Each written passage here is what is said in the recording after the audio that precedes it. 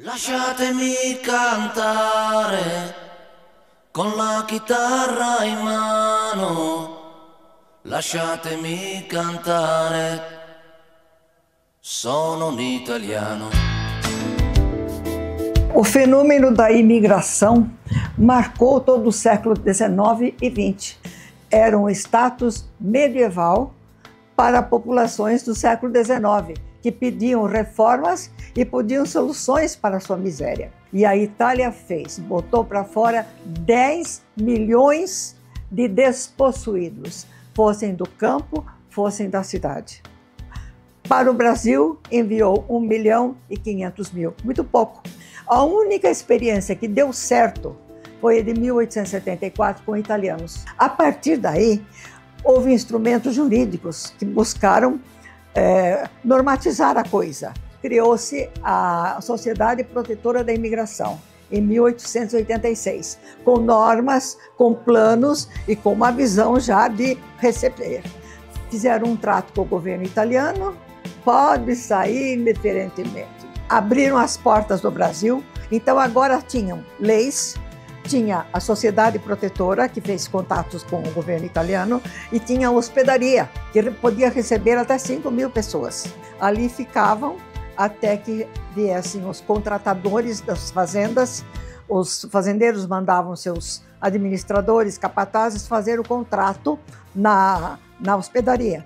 Preferiam as famílias, e os imigrantes, os italianos preferiam mesmo imigrar em famílias. Raros vieram sozinhos.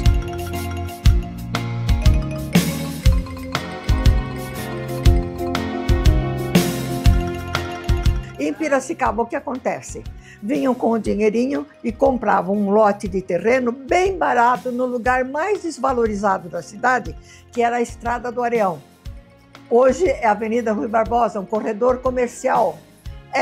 E ali construíam uma casinha com um lugar para a oficina.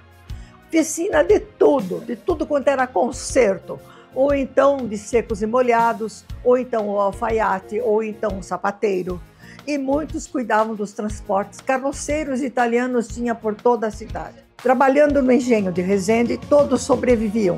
Então diziam que na Vila Resende surgiu um bairro italiano. É o Engenho Central e a Avenida do Areão.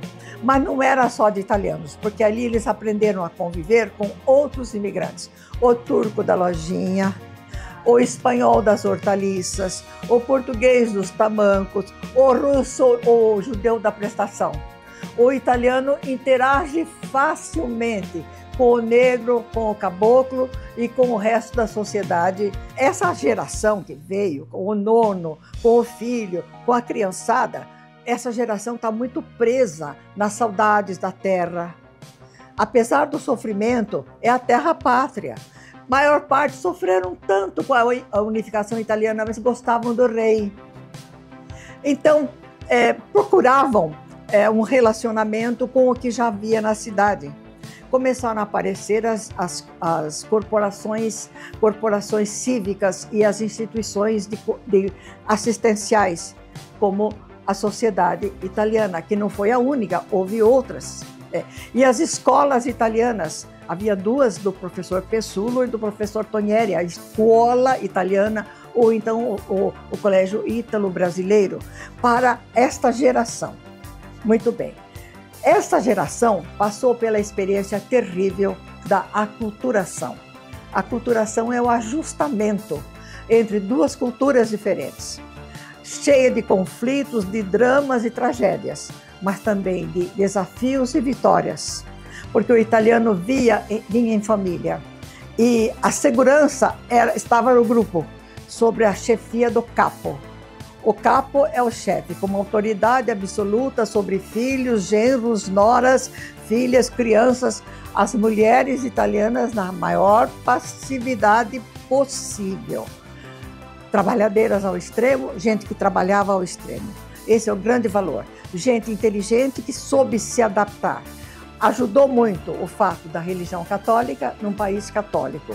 E a latinidade da língua, era muito fácil aprender português. Bom, então tem esse italiano arrevezado, uma mistura do dialeto caipira com o italiano arrevezado, que a gente ainda vê Templo das Pedras. Eles não gostam, mas lá se fala charrete, se fala carinho, em vez de carrinho, e uma série de coisas que ainda ficaram.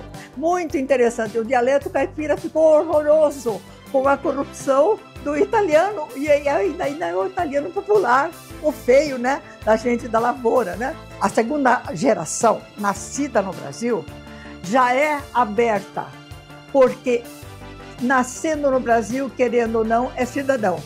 Tem os direitos da Constituição. Pode votar. Foi um salto ser cidadão e participar da representação nacional, poder escolher o prefeito. Foi um abre sésamo. Proprietários e cidadãos. Fica maravilhado com o que encontra. E ele busca se aproximar das classes médias, que há uma interação perfeita. Os brasileiros nunca fizeram resistência aos italianos.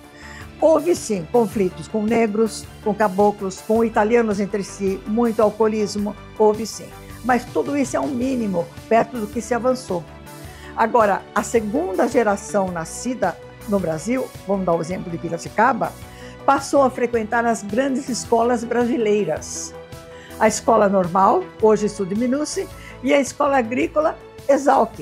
Então, o sonho daquele que estava na primeira geração, que tinha os filhos na escola brasileira, já falavam português correntemente, já tinham outra mentalidade, porque agora eles tinham aparentemente uma dupla nacionalidade, ouviam falar das maravilhas da Itália, da saudade da Itália, mas era o Brasil, aqui que ganhava dinheiro, a oportunidade estava aqui. Então se sentiam mais brasileiros do que italianos. Então passaram a frequentar as nossas grandes escolas.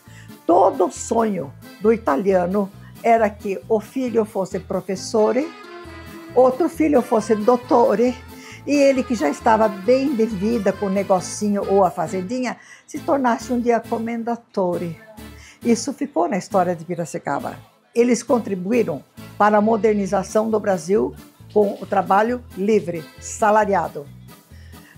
Contribuíram para o desenvolvimento industrial e a economia em geral. Contribuíram para a cultura italiana, que é muito clássica, que é muito plástica. O italiano é muito alegre, gosta muito de música, de festa e de arte. Então, essa contribuição, hoje, veja bem, a gente percebe, está interiorizada. E assim, hoje vão à Itália, porque tem aquela nostalgia da família, toda a família tem a história para contar, com tristezas e grandezas. Vão conhecer as raízes. Às vezes não encontram mais ninguém. Outras vezes encontram. Sim, a Itália é uma maravilha. E daí? Viu tudo? Volta para o Brasil, porque as raízes são aqui. Então, essa dualidade acabou desaparecendo. O governo italiano ficou muito feliz com este resultado, porque saíram do Brasil milhões que ajudaram a recuperar as finanças italianas, porque as famílias que migraram mandavam dinheiro para a Itália. Foi um negócio excelente para todo mundo.